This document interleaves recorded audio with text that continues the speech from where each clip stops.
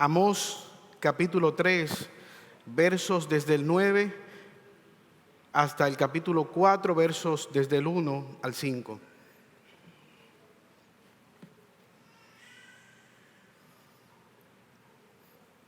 Destrucción de Samaria.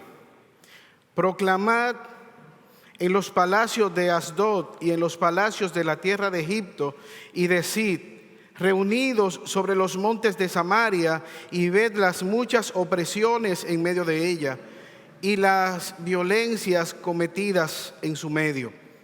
No saben hacer lo recto, dice Jehová, atesorando rapiña y despojo en sus palacios.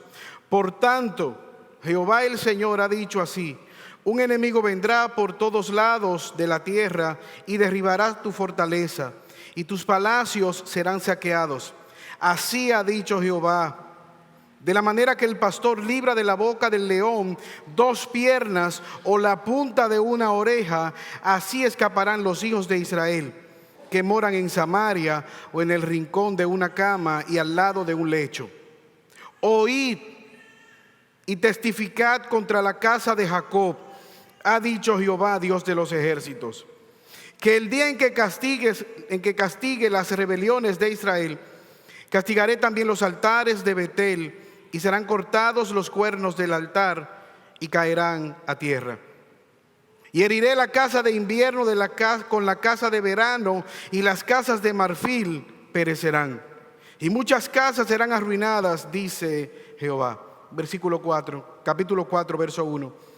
Oíd estas palabras, vacas de Bazán, que estáis en el monte de Samaria, que oprimís a los pobres y quebrantáis a los menesterosos, que decís a vuestros señores: traed y beberemos. Jehová el Señor juró por su santidad: he aquí vienen sobre vosotras días en que os llevarán con ganchos, y a vuestros descendientes con anzuelos de pescador. Y saldréis por las brechas una tras otras, y seréis echadas del palacio, dice Jehová. Versículo 4. Id a Betel y prevaricad, aumentad en Gilgal la rebelión, y traed de mañana vuestros sacrificios y vuestros diezmos cada 3 días. Y ofreced sacrificio de alabanza con pan leudado, y proclamad publicad ofrenda voluntaria, pues que así lo queréis, hijos de Israel, dice Jehová el Señor. Oremos. Señor, una vez más nos presentamos delante de ti, reconociendo, Señor, nuestras debilidades y suplicándote que en tus muchas misericordias te acuerdes del predicador. Ayúdale en medio de sus debilidades, pero también, Señor, alimenta a tu pueblo. Necesitamos tu palabra para ser fortalecidos, para ser consolados. En especial, Señor, en este momento te suplicamos que traiga consuelo en nuestra hermana Farida, a sus familiares, quien acaba de perder a su hermano. Te ruego también, Señor, que traigas a novedad de vida a aquellos que pudieran estar en este lugar y no tienen una correcta relación contigo, porque te lo pedimos por los méritos de Jesús. Amén. Uno de los momentos más difíciles en la vida del ser humano es cuando le toca enterrar a su madre, cuando ve partir a su madre. El miércoles pasado, mientras estaba en el trabajo, 2 de mis compañeras estaban hablando, y había un señor que estaba contando el testimonio de que había perdido a su madre, con la dificultad de que no tenía los recursos para el velatorio y para todo lo que implica este tipo de situación. Y usted quizás puede preguntar: ¿qué de grande tiene esto? Lo que sucede es que ese mismo señor, el domingo pasado, nunca lo había visto, y luego que yo terminé de predicar, se me acercó y me dijo: me gustó el culto, me gustó el sermón, y me narró la misma historia. Acabo de perder a mi madre, estoy en esa situación de dolor y necesito la ayuda para poder llevar a cabo el velatorio. Le dimos algunos recursos económicos para que así lo hiciera. Pero cuando yo lo vi el miércoles, yo me puse a reflexionar: ¿qué lleva a un individuo a entrar a una iglesia, a un lugar como este, sentarse, escuchar un culto, cantar canciones, escuchar un sermón de Amós donde se está predicando acerca del juicio de Dios, y después vilmente mentir acerca de la muerte de su madre? Evidentemente hay dos cosas: la indiferencia hacia Dios, no entender las misericordias de Dios, y al mismo tiempo tampoco tener misericordia ni de su madre en dado caso que esté viva, ni tampoco del prójimo que él engaña con esta mentira. Ahora, hermanos, permíteme preguntarte, ¿qué tal el pueblo de Dios? ¿Qué tal el pueblo escogido por Dios, lavado por su sangre, librado de la esclavitud de Egipto? ¿Qué tal aquel pueblo, o qué se espera del pueblo de Israel, que fue librado con mano poderosa de la esclavitud egipcia, introducido poderosamente a una nueva tierra? Este pasaje nos muestra el juicio de Dios contra la nación de Israel, justamente por dos grandes pecados que había llevado a cabo Israel. Y al hablar de la nación de Israel nos referimos a las dos partes. A pesar de que estaba dividida luego de una guerra social, una disputa social, Amós se levanta y está profetizando contra la parte norte. Dos grandes pecados: la injusticia social. El pueblo de Israel se había olvidado de hacer misericordia al necesitado. Todo lo contrario, grandes riquezas se habían acumulado en detrimento de la gran masa pobre. Y un segundo elemento, un segundo pecado: la idolatría. Este pasaje nos muestra que Dios condena la injusticia social. Dios condena la injusticia social. Y no solamente condena la injusticia social, Él hace justicia al pobre y al menesteroso. Pero al mismo tiempo, este pasaje de Amós nos muestra que Dios condena la falsa idolatría que llena de tranquilidad a los seres humanos. Dios condena la injusticia social, y también Dios condena la idolatría que le da al ser humano una falsa expectativa de paz y de tranquilidad. Veamos primero lo que nos muestra el versículo 9. Léalo conmigo, por favor. Puede abrir su Biblia, encender su dispositivo, pero léalo conmigo. Versículo 9. Proclamad en los palacios de Asdod y en los palacios de la tierra de Egipto, y decid: reunidos sobre los montes de Samaria, y ved las muchas opresiones en medio de ella, y las violencias cometidas en su medio. No saben hacer lo recto, dice Jehová, atesorando rapiña y despojo en sus palacios. Versículo 1, capítulo 4. Oíd esta palabra, vacas de Basán, que estáis en el monte de Samaria, que oprimís al pobre y quebrantáis a los menesterosos, y que decid a vuestros señores: traed y beberemos. ¿Qué había hecho el pueblo de Israel? Él se había olvidado de tener misericordia con los pobres, y como dice el profeta, estaba exprimiendo a los pobres. Ahora me llama la atención, mira lo que Dios le dice que haga al profeta. Dios le dice al profeta: envía anuncio a los príncipes de Egipto, a los príncipes de Asdod, a los filisteos. Convoca a estos príncipes y diles que vengan a ver lo que está haciendo el pueblo de Israel, que se sienten a contemplar la maldad que se está llevando a cabo en Samaria. Es como que Dios está armando su juicio y Él está llamando a aquellos que han de ser testigos. Justamente el pueblo egipcio fue el pueblo que esclavizó a la nación de Israel. Pero al mismo tiempo los filisteos eran conocidos como los saqueadores, los archienemigos del pueblo de Israel. conocidos por su perversidad, conocidos por su idolatría.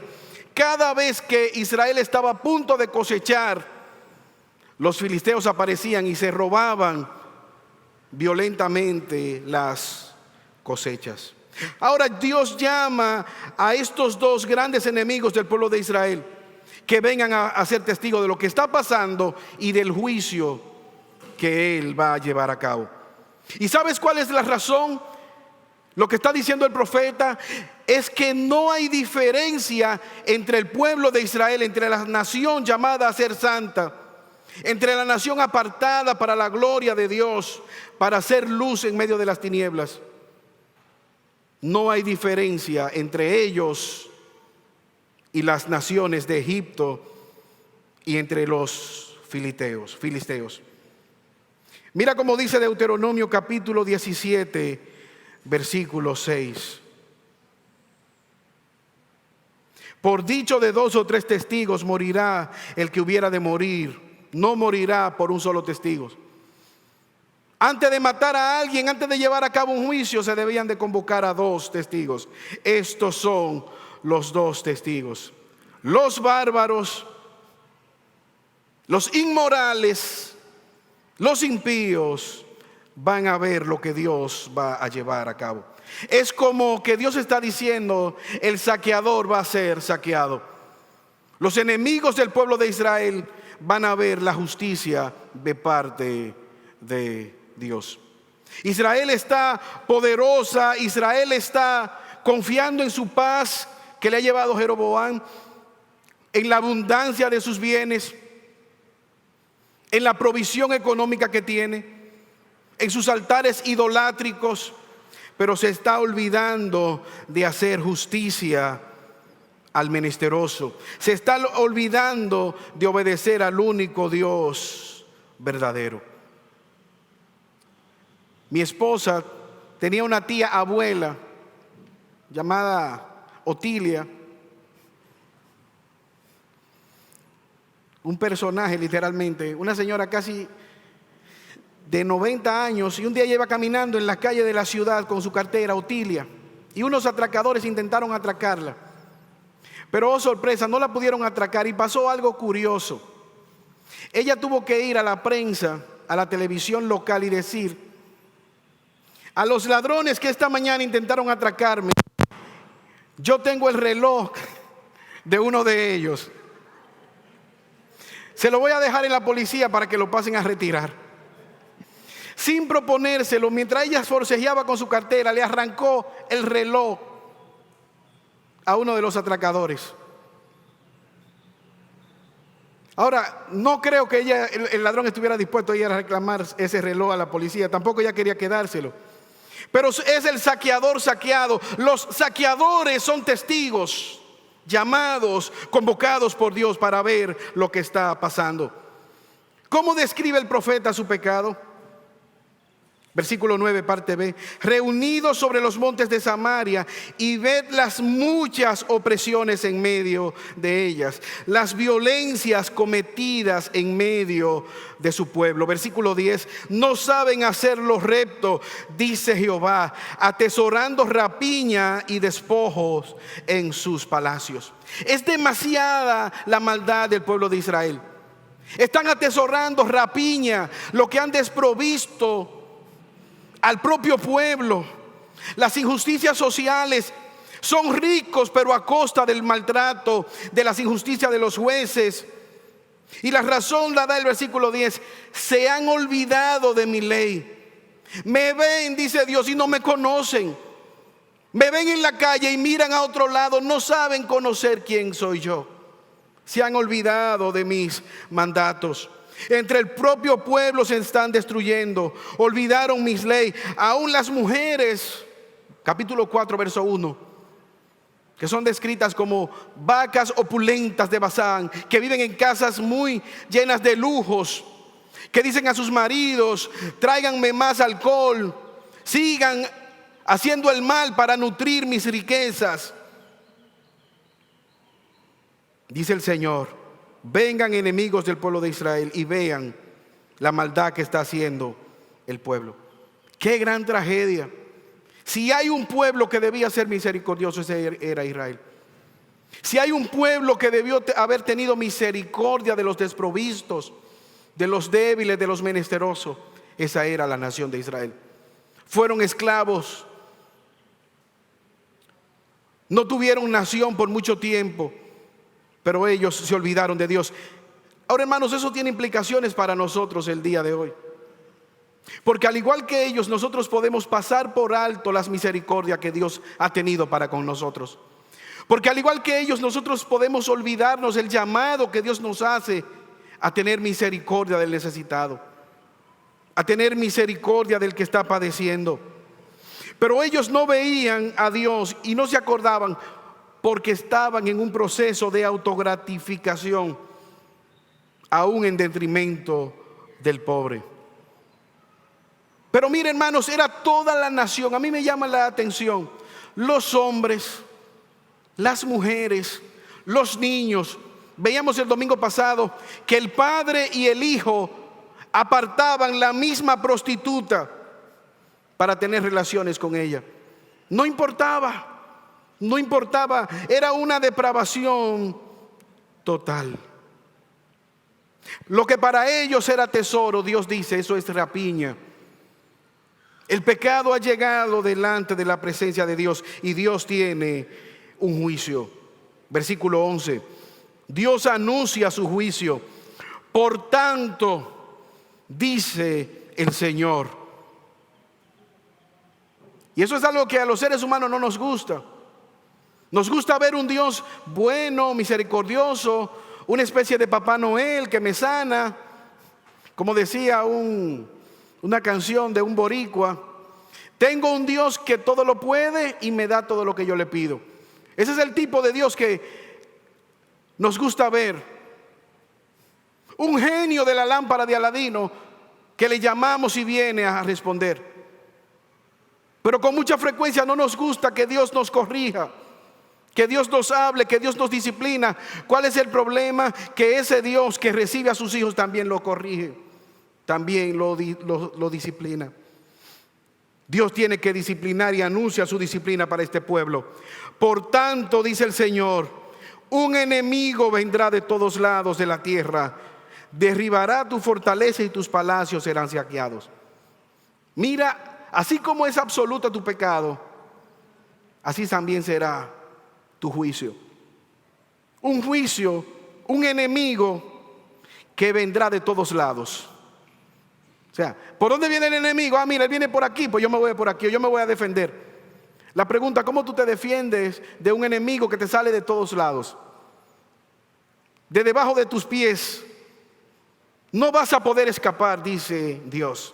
Es indetenible, es absoluto, es implacable el juicio.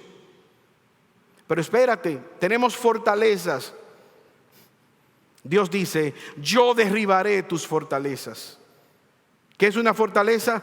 Una estructura donde ellos podían sentirse resguardados, donde ellos podían sentirse protegidos, donde ellos tenían riquezas. Pero al mismo tiempo, en el capítulo 4 se nos dice que aún sus casas, tenían varias casas, una para veranear, una para el invierno, casas de marfil. Dios dice: yo las voy a destruir. No hay forma que tú vayas de escapar de mi juicio. Será implacable, indetenible. Tu maldad llegará a su fin. Derribaré tus fortalezas, saquearán tus palacios. Dios anuncia su juicio. Pero mira algo más que hace Dios. Él lo ilustra, versículo 12. El juicio de Dios ilustrado. Así dice Jehová: de la manera que el pastor libra de la boca del león dos piernas o la punta de una oreja, así escaparán los hijos de Israel que moran en Samaria, en el rincón de una cama y al lado de un lecho. ¿Qué tan serio será el juicio de Dios para con esta nación? Cuando un pastor estaba cuidando el rebaño de otra persona y aparecía de repente un lobo que destruía las ovejas, el pastor debía tratar de quedar con algo que evidenciara que realmente había sido un león que había destruido las ovejas. Y en el libro de Éxodo capítulo 22 se nos dice que por lo menos él debía de tratar de recuperar 2 huesos de una pierna o un trozo de la oreja. Es decir, mira, ¿tú te acuerdas del rebaño que que te estaba cuidando? Sí, mira, esto es lo que quedó. Estos 2 huesos dejó el león y este pedazo de una oreja. ¿Y eso para qué? Para evitar que el pastor tuviera que pagar las ovejas. Por eso es algo jocoso. Ustedes van a escapar, ustedes quieren escapar, ustedes saben si van a poder escapar. Claro que van a escapar. Una oreja y un pedazo de la pierna le va a quedar. Mire usted qué escape. Yo conozco un amigo que es muy jocoso. Y un día él me contó que alguien le mostró un vehículo que había comprado. Y él le dijo el siguiente comentario: oye, tú aprovechaste una gran oferta. Ese vehículo con 400,000 pesos tú lo pones como nítido, tú lo pones nuevo. Prácticamente con lo que cuesta comprar otro vehículo. Mira cómo ustedes van a escapar. El león va a abrir su boca y lo que va a quedar es un cadáver. De la oveja quedará la oreja, huesos. ¿Qué es lo que está diciendo Amós? 2 cosas va a haber, se van a poder evidenciar. ¿Quién es el que está llevando a cabo el juicio? Y el resultado de aquel juicio. No quedará duda que es un león que va a venir contra ustedes. Hermanos, esto debía producir arrepentimiento en aquel pueblo. Debía llamarles a la reflexión. El ver el pecado en el cual ellos estaban sumergidos. El ver la apatía, el anuncio del juez de todo cuanto existe. Ahora mira algo que quizás ellos estuvieron o pasaron por alto. Amós era un boyero, un humilde pastor, una persona sencilla. Y quizás ellos están en sus palacios y ven este pastor humilde que viene de parte de Dios, que viene con la autoridad de Dios, y dicen: eso no nos va a pasar. ¿Quién se va a levantar contra nosotros? ¿Quién va a venir a atacar estas murallas? ¿Quién va a venir en contra de nuestras riquezas? Si atacaran este lugar, nos movemos a la casa de verano, nos movemos a la casa de invierno. Estamos sólidos como Van Inter. Tenemos provisión, tenemos riquezas. Eso no nos va a pasar nunca. Su opulencia, sus riquezas, su autocomplacencia les había hecho olvidarse de Dios. Amós dice: ese juicio será de repente y nadie te podrá librar. Ni los palacios, ni las fortalezas, ni tus casas de marfil, ni tus casas de verano, ni tus casas de invierno. Nada podrá librarte del ataque del león, del rugido del león, del eminente juicio de Dios. Dios llevará a cabo su juicio y lo hará por amor a su nombre, para restaurar su santidad. Versículo 2, capítulo 4. Jehová el Señor juró por su santidad. No hay nadie más alto que Él. No hay nadie más santo que Él. No hay nadie por encima de Él por el cual jurar. Él jura que lo llevará a cabo por su propio nombre. Verso 2, capítulo 4. He aquí vienen sobre vosotros días en que os llevarán con ganchos y vuestros descendientes con anzuelo de pescador, y saldréis por las brechas una tras otras. Un juicio inminente. Mira qué contradictorio estas personas engordadas, que el profeta las ve como vacas de Basán. Un juicio arrollador, devastador. Serán partidas como una vaca es descuartizada. Sus hijos serán llevados como uno que está pescando, engancha un pez en un gancho. Y eso se llevó a cabo. ¿Sabes lo que hacían los asirios? Ellos perforaban y ponían argollas en los esclavos. y los arrastraban, los llevaban cautivos uno detrás de otros. ¿Cuándo se cumplió eso? Segundo libro de Reyes, capítulo 17, del 1 al 7. Versículo 6 dice: en el año 9 de Osea, el rey de Asiria tomó a Samaria y llevó a Israel cautiva a Asiria y los puso a Elat, en Ador y en las ciudades de los medos. Y mira lo que dice el versículo 7. Segundo libro de Reyes, capítulo 17. ¿Cuál fue la razón? Porque los hijos de Israel pecaron contra Jehová su Dios, que los sacó de la tierra de Egipto, debajo de Faraón, rey de Egipto, y temieron a dioses ajenos. El juicio de Dios se cumplió. Fueron llevados cautivos. Por eso, hermanos, en esta mañana mi ruego es a que tomemos en serio las advertencias de Dios. ¿Sabes lo que dice Santiago? Que la religión pura y sin mancha es tener misericordia de los necesitados, en específico las viudas, los huérfanos. ¿Y sabe qué dice Santiago 1:7? Guardarse puros de la contaminación del mundo. Eso fue lo que no hizo la nación de Israel. Ellos imitaron a las naciones paganas y al mismo tiempo, olvidándose de Dios, pecaron los unos contra los otros. Pero hay algo más. Hermanos, siempre Dios ha hecho distinción entre su pueblo y las demás naciones paganas. El apóstol Pablo le habla a los corintios en el capítulo 6, versículo 7, y les dice: ven acá, ¿no hay nadie piadoso en medio de ustedes? ¿A ustedes se les olvida que ustedes han de juzgar a las demás naciones? Ustedes que están yendo y viviendo como si no hubiese temor de Dios, yendo a donde los gentiles, a los tribunales, a demandarse los hermanos uno por otros. Rencillas, burlas, vituperios, los mismos pecados. Es una gran tragedia cuando el agua comienza a entrar dentro de la barca.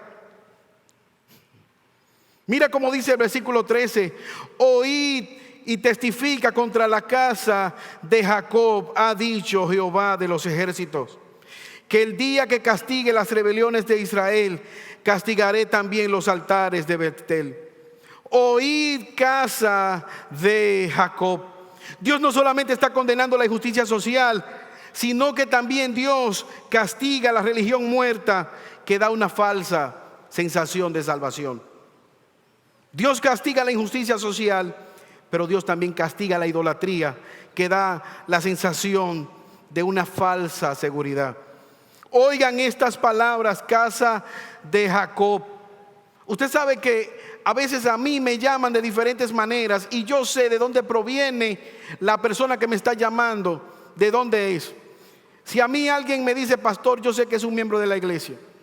Si me dicen doctor, yo voy caminando doctor, es un paciente. Si me llaman por mi nombre, Raidis, yo sé que es un amigo o un familiar. Si me dicen Castrol, yo sé que es un compañero del bachillerato. Si me dicen More, es mi esposa. Si me dicen Patricio, también es mi esposa, pero modo avión, ese es el segundo nombre. Cuando la cosa no está bien, me dicen Patricio, ya yo sé que tengo que detenerme. Si me dicen Moreno Bello, es mi madre. Usted sabe que para la lechuza no hay hijo feo. Mi mamá me dice Jacob. Ahora Dios está llamando a su pueblo hijos de Jacob, hijos del pacto. Betel, pueblo Betel, casa de Dios. Israel, pueblo escogido por Dios. Qué contradictorio. Nada de esto se está llevando a cabo en esta nación. Ustedes han violado el pacto, ya la presencia de Dios no está con ustedes. La idolatría se hace vigente, la rebelión ha sustituido la obediencia a Dios. Casa de Dios, Betel. Ellos seguían ofertando sacrificio, pero sin entender, sin conocer al Dios que le estaban llevando el sacrificio. Pero hay un día que dice el versículo 14, que en aquel día castigaré, en el día que castigue las rebeliones de Israel. El profeta dice: Ustedes están confiados, llegará el día en que yo les voy a pasar factura. Ustedes están durmiendo en que son descendientes de Jacob. Llegará el día en que yo vendré. Ya no hay lugar santo. ¿Sabes qué? Dios había establecido un lugar para llevar los sacrificios. Jeroboam un día se levantó y dijo: no, ustedes no van a volver para allá. Yo aquí le voy a construir un santuario a mi manera, para que quemen incienso, para que no tengan que ir a Judá a llevar sacrificios y se queden aquí. Y ellos ofrecían sus sacrificios, pero ¿sabes qué ellos hacían?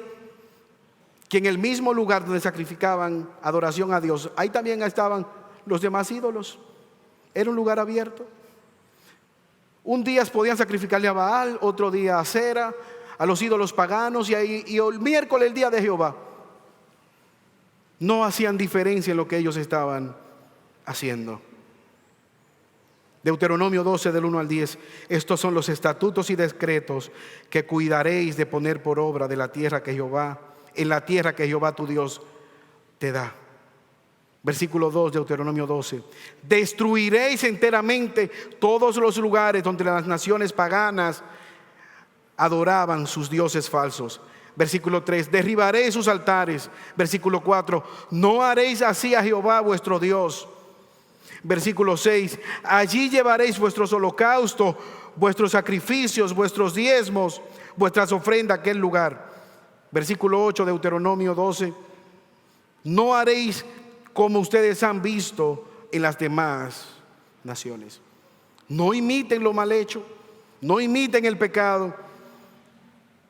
Israel hizo todo lo contrario para provocar a Dios. Dios dice: mi día de juicio llegará. Hermanos, pero ¿qué había hecho Dios con este pueblo? A pesar de su infidelidad, una y otra vez Dios envió profetas. Amós es un ejemplo. Oseas, Jeremías, profetas tras profetas, ellos los mataron, los rechazaron, los menospreciaron. Ahora yo me pongo a reflexionar y podemos nosotros ver que hay mucha similitud en el día de hoy. Porque al igual que hoy, al igual que en aquellos días, en el día de hoy, no solamente que se canta la maldad, se celebra la perversión, se canta a la droga, se canta la promiscuidad, se canta la sexualidad desmedida.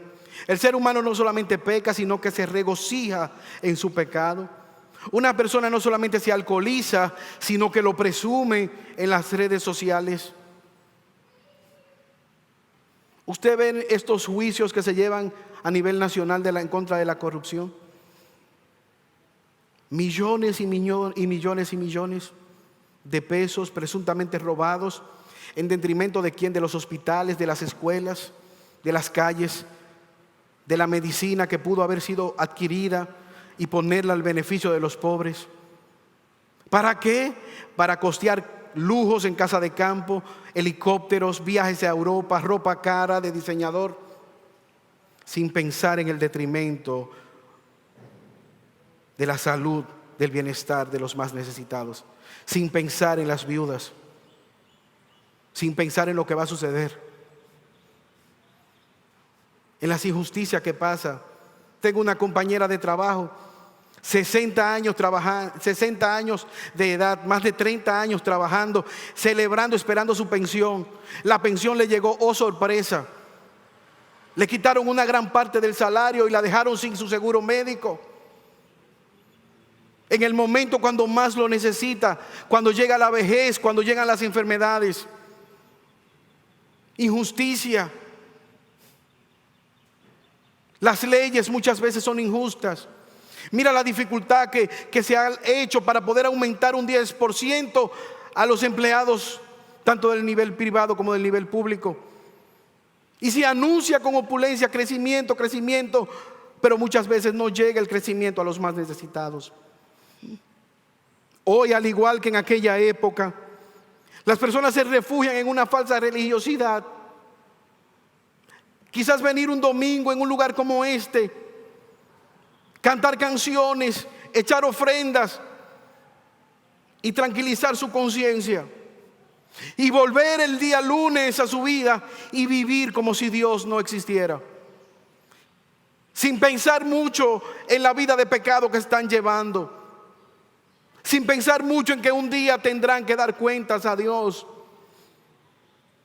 Mira, nuestra hermana Farida estaba dispuesta para estar aquí cantando con nosotros, adorando a Dios y escuchando la palabra en este día. Pero en la madrugada de hoy un infarto le quitó la vida a su hermano y ella tuvo que salir hacia San José de Ocoa a los preparativos del velatorio. No sabemos si era creyente o no. Quiera Dios que haya alcanzado misericordia, porque de lo contrario su condición no será de paz y bienestar. Dios les dice: un día yo me levantaré y sus casas de lujo no podrán evitar mi juicio. Sus recursos no podrán evitar que caiga el juicio sobre ustedes. Hermanos, si hay una pregunta, a pesar de que Dios condenó la injusticia social, a pesar de que Dios juzga la religión falsa que da la impresión de paz y tranquilidad, la gran pregunta: ¿qué hizo Israel? ¿Qué usted esperaría que ellos hicieran ante un inminente juicio como este? Versículo 4. Una confianza insensata en su idolatría. Mira lo que dice el verso 4. Venid a Betel y transgredid en Gilgal, multiplicad la transgresión y traed vuestras ofrendas cada mañana y vuestros diezmos después de 3 años. Versículo 5. Y ofreced un sacrificio de acción de gracias con levadura. Proclamad y publicad ofrendas de gratitud, porque esto os gusta, oh hijos de Israel, dice el Señor. ¿Qué hicieron ellos? No, el profeta está exagerando. Vamos a seguir ofreciendo. Vamos a seguir ofreciendo estos sacrificios. No hay que tomarlo tan a pecho. Ustedes saben que Amós se desayunó con un limón y sus palabras son duras. Que no cunde el pánico, tenemos a Betel. Y dice el profeta: sigan haciendo eso de alguna manera satírica. Sigan transgrediendo la ley de Dios. Sigan ofertando sacrificio, juicio sobre juicio. Traigan esas ofrendas cada mañana. Traigan a Dios el animal sacrificado, lo que no sirve, la ofrenda de pan leudado, sus diezmos, su sacrificio. ¿Sabes por qué? Porque ustedes se sienten bien, eso es lo que a ustedes les gusta hacer. No reflexionar sobre su arrepentimiento, no cambiar su estilo de vida, no tener misericordia del necesitado. Lo que Dios está haciendo es condenando su falta de arrepentimiento, su ritualismo externo. Hermanos, a veces el peor error que en el que podemos caer es pensar que idolatría solamente se limita a una estatua y velones. Pensar que la idolatría solamente lo practican los católicos o los pueblos paganos. Como dijo Juan Calvino, nuestro corazón es una fábrica de ídolos. Tú puedes hacer un ídolo de un culto evangélico y no permitir que el evangelio transforme tu corazón. Tú puedes estar inscrito en el libro de la iglesia, estar bautizado y no haber nacido de nuevo. Estas personas diariamente iban y llevaban sus diezmos, sus ofrendas cada mañana, pero no había un arrepentimiento genuino. No estaban pensando en las necesidades de la viuda, del huérfano, en la manera como estaba viviendo. Dios era simplemente un Dios de oratoria de sus labios.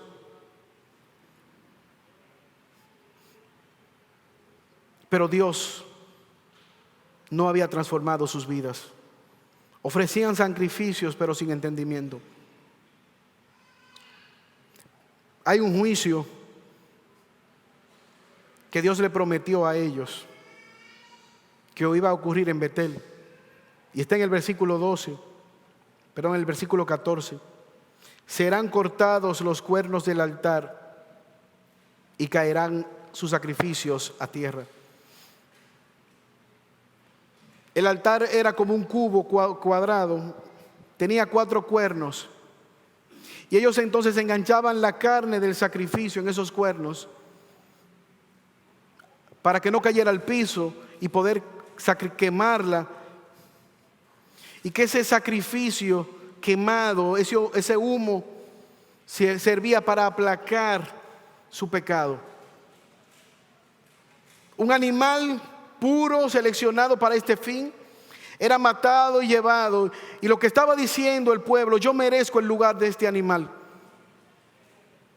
Para yo poder vivir, este animal inocente tiene que morir. Constantemente el pueblo estaba ofreciendo sacrificio porque constantemente estaba pecando. ¿Qué dice el profeta? ¿Qué dice Dios a través del profeta? Llegará el día en que esos cuernos del altar serán quitados y su sacrificio será a tierra. No recibo más sus sacrificios. Con el agravante de que si no hay un animal intermediando entre la ira de Dios y nosotros y ellos, la ira de Dios y ellos, el juicio de Dios caería directamente sobre ellos. Qué tristeza que fruto de su pecado, que fruto de ellos amar más el pecado, Dios les dé la espalda de manera definitiva. No hay esperanza. Ahora, al ver esto, ¿qué nosotros debemos reflexionar? Nosotros debemos vernos a la luz de este pecado de ellos y evaluar la manera como nosotros estamos viviendo. ¿Estamos nosotros teniendo misericordia del menesteroso? ¿Estamos nosotros adorando a Dios con nuestro entendimiento? ¿Sacrificando a Dios alabanza de nuestro corazón, alabanza pura? Un fariseo se acercó una vez a Jesús y le dijo: Señor, si tú pudieras resumirme toda la ley en un solo mandamiento, ¿cuál sería? Mateo 22:34, Jesús le dijo, el 38, este es el primer y más grande mandamiento. ¿Cuál es el mandamiento? Amar a Dios sobre todas las cosas. Verso 39, y el segundo es semejante: amarás a tu prójimo como a ti mismo. De estos 2 mandamientos depende la ley y los profetas. ¿Cuál es el más grande mandamiento? Amar a Dios sobre todas las cosas. Tener una relación vertical correcta con Dios. Y eventualmente se manifestará en una relación horizontal con nuestros semejantes. Así se resume la ley de los profetas. Cada pecado primariamente es hacia Dios. Cada pecado secundariamente es contra nosotros mismos y contra nuestros semejantes. Mateo 7:15, Jesús le habló acerca de identificar a los falsos profetas. Y un falso profeta primariamente es un falso creyente. Guardaos de los falsos profetas que vienen a ustedes como ovejas, pero son lobos. Y Jesús les dice: por sus frutos ustedes le conocerán. Por sus frutos podrán identificar falsos maestros como Cash Luna, Guillermo Maldonado, Dante Gebel, avaros, hombres impíos que buscan llenar sus arcas. Predican el evangelio de la prosperidad porque de esa manera pueden sustentar los estilos de vida lujosos, ordeñando, traquilando, asesinando el rebaño. Por sus frutos ustedes podrán identificar. Pero al mismo tiempo, no solamente son los falsos maestros, sino que en ese mismo pasaje Jesús les dice, Mateo 7, verso 21, no todo el que me dice Señor, Señor entrará al reino de los cielos, sino el que hace la voluntad de mi Padre. Y en el versículo 22 oye lo que dice: muchos me dirán en aquel día, Señor, Señor, profetizamos en tu nombre, en tu nombre echamos fuera demonios y en tu nombre hicimos muchos milagros. Entonces le declararé: no les conozco, hacedores de maldad, apartaos de mí. En tu nombre hicimos grandes prodigios delante de ti. En tu nombre ayudamos a muchas personas. Grandes milagros hicimos. Y Jesús dice: no os conozco. ¿Sabes por qué? Porque Dios solamente conoce a aquellos que vienen confiando en el sacrificio de Jesús. Aunque aquellos altares fueron destruidos, Josías cumplió aquella profecía y quitó en Betel los cuernos del altar. Dios no recibiría más ese sacrificio falso, ese sacrificio externo. Pero un día Dios levantó un madero,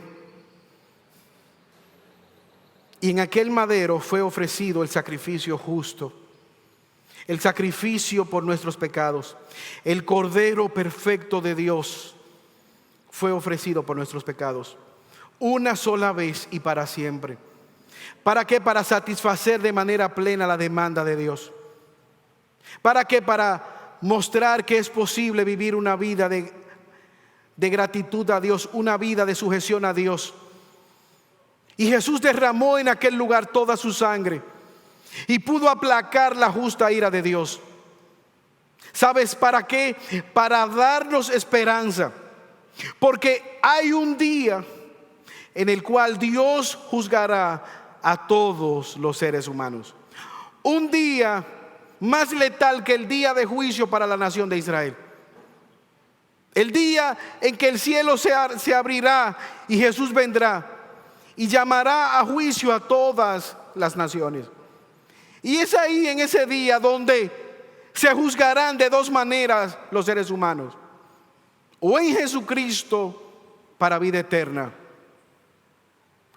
o aquellos que sigan confiando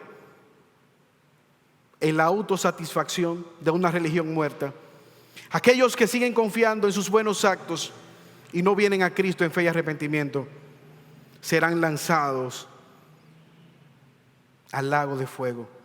Y tristemente escucharán las palabras de Dios que les dirá: nunca os conocí, apartaos de mí, hacedores de maldad.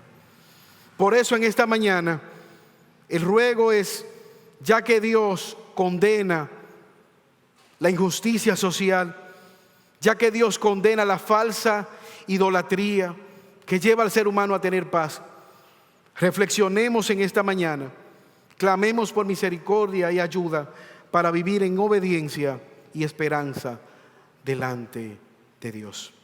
Oremos. Señor, una vez más, gracias por tu palabra. Ayúdanos, Padre, al ver el pecado, la falta de misericordia, los frutos de la carne, de la destrucción. Llévanos al arrepentimiento. Que en esta hora podamos reflexionar y clamar a ti por el oportuno socorro.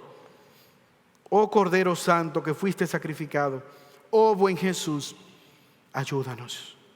Espíritu Santo, trae convencimiento de pecado a nuestras vidas en este día. Que no simplemente podamos ver la necesidad, sino responder ante ella. Que no simplemente podamos ver el pecado de las naciones. Espíritu Santo, alumbra nuestras propias tinieblas. Ayúdanos a ver nuestro propio pecado. Ayúdanos a ver nuestra idolatría. Y no simplemente nos lleve o nos deje en nuestra autogratificación, sino llévanos a la cruz, donde podemos obtener oportuno socorro. Te lo pedimos por Jesús, oh Padre Celestial. Amén. Dios le guarde, hermanos.